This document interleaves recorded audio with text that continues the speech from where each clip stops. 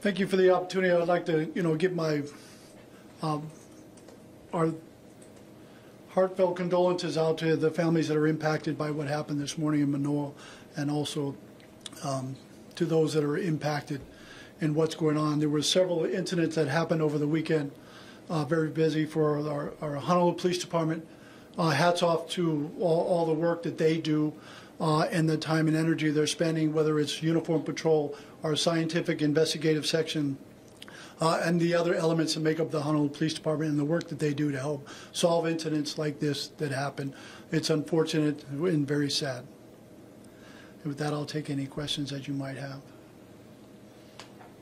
This was the first time I've seen you at a crime scene here, and the chaplain.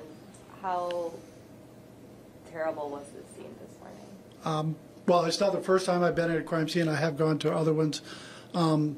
I didn't go inside the scene. I was there more as a comfort and a moral support for the officers, and talking to the officers that initially went into the scene, to talk to them, to ensure they're, mentally, physically fit to continue their job, which they are. But really just to talk to them and get a feeling for what they saw, and a way for them to talk to me, and a way to for them to take some of that weight off their shoulders that they witnessed as they went into that scene.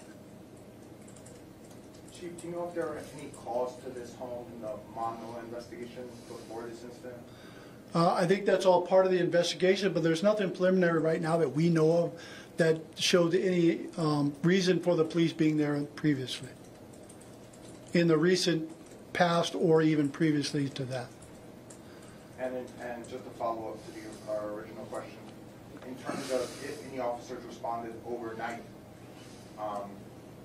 Saturday into Sunday, is that something you are aware of, or is that still being looked at?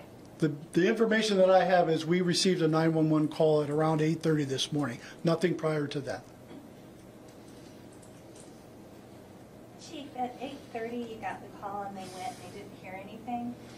Is that pretty standard if when answers to leave in a case like that? Well, I think the officers need to make a determination of what's going on. They need to talk to an individual. We just can't go into somebody's home without enough information to provide the exigent circumstances that allows us to do that.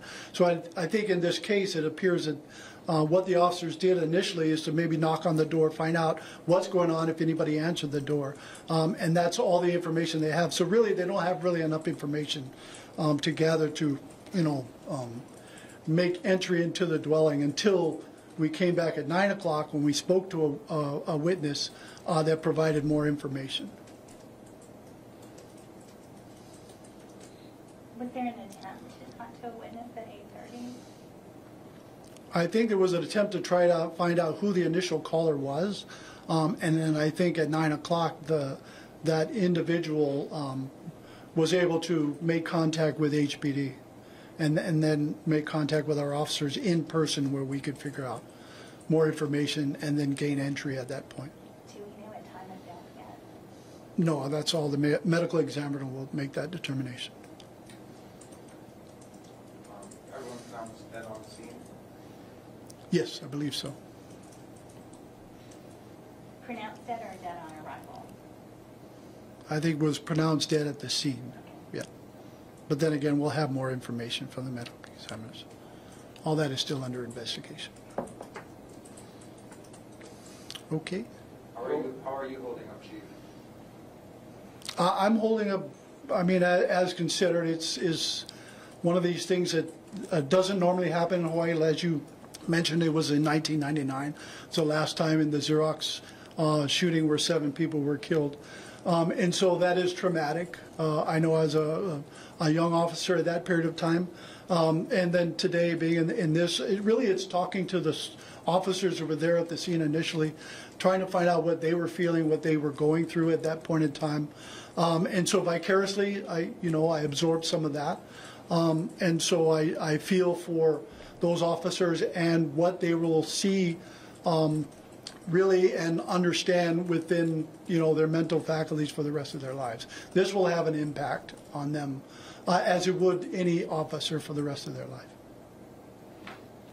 Chief, there's been a lot of pretty violent crimes recently, and a lot of them seem to have stemmed from arguments and things like that. What is the takeaway for the department, and how historically do these numbers compare that we've had in even the first couple months of this year?